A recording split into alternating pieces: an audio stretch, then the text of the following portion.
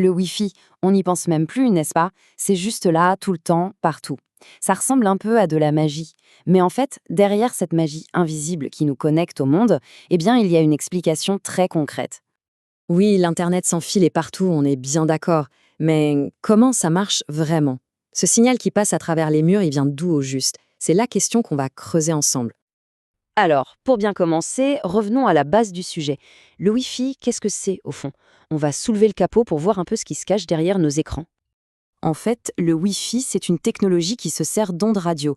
Pensez à la radio dans la voiture, c'est un peu le même principe. Sauf qu'ici, au lieu de transporter de la musique, ces ondes transportent des données Internet et à très haute vitesse. Et le plus important dans tout ça, c'est que ça nous libère complètement des câbles pour connecter nos appareils à Internet ou même entre eux.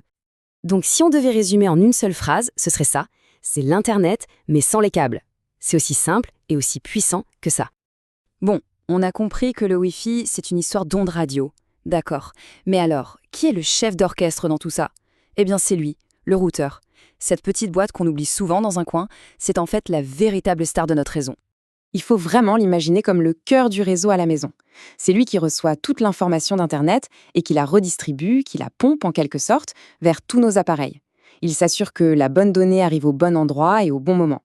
Son travail, en gros, se fait en 3 étapes toutes simples. D'abord, il récupère Internet par un câble, le fameux câble qui vient de notre fournisseur.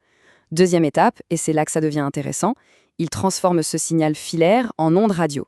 Et enfin, troisième étape, il diffuse ces ondes partout autour de lui pour que nos appareils puissent les capter. Il est comme un traducteur permanent entre le monde avec fil et le monde sans fil. Mais attention, ce routeur ne fait pas tout ça pour un seul appareil, non, non. Sa vraie force, c'est de créer un réseau pour tout le monde à la maison. Voyons un peu comment il jongle avec toutes ces connexions. Le routeur, c'est un vrai carrefour de connexion. Il gère en même temps le smartphone, l'ordinateur portable, la tablette, la Smart TV, la console de jeu, bref, tout ce qui a besoin d'Internet. Il distribue la connexion à tout ce petit monde simultanément. C'est ce qui permet à plusieurs personnes de naviguer sur le web en même temps dans la même pièce. Et là, on arrive à la question qui fâche, la fameuse roue qui tourne au milieu de l'écran pendant qu'on regarde une vidéo. On a tous connu cette frustration. Mais alors, pourquoi? Pourquoi est-ce que ça ralentit parfois? Pour comprendre, l'image la plus simple, c'est celle d'une autoroute. La bande passante de notre connexion Internet, c'est le nombre de voies sur cette autoroute. S'il y a peu d'appareils, donc peu de voitures, tout roule, c'est fluide, rapide. Mais si tout le monde se connecte en même temps, eh bien, c'est l'embouteillage. La vitesse est partagée entre tout le monde et forcément ça ralentit. Pour le dire autrement, chaque appareil prend sa part du gâteau. Et certaines activités sont bien plus gourmandes que d'autres.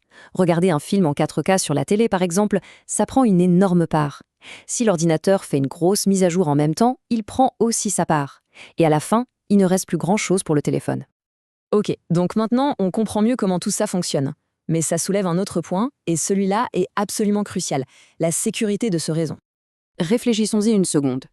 Puisque le Wi-Fi, ce sont des ondes qui se baladent dans l'air, ça veut dire que n'importe qui à portée peut, en théorie, essayer de les capter. C'est pour ça qu'un mot de passe solide, ce n'est pas juste une recommandation, c'est la base. C'est la porte d'entrée de notre réseau et il faut qu'elle soit bien verrouillée. Il y a une phrase qui résume parfaitement l'idée. La sécurité d'un réseau Wi-Fi est la porte d'entrée de la vie numérique. Et c'est tellement vrai. Absolument tout passe par cette connexion. Nos emails, nos informations bancaires, nos messages privés, tout. Protéger cette porte d'entrée, c'est donc protéger une grande partie de notre vie privée. Et tout ça nous amène à une question de fond pour l'avenir. Aujourd'hui, de plus en plus d'objets se connectent, des montres aux réfrigérateurs. Notre monde est de plus en plus dépendant de ces connexions. La grande question, c'est comment va-t-on réussir à sécuriser tout ça? C'est sans doute l'un des plus grands défis qui nous attendent.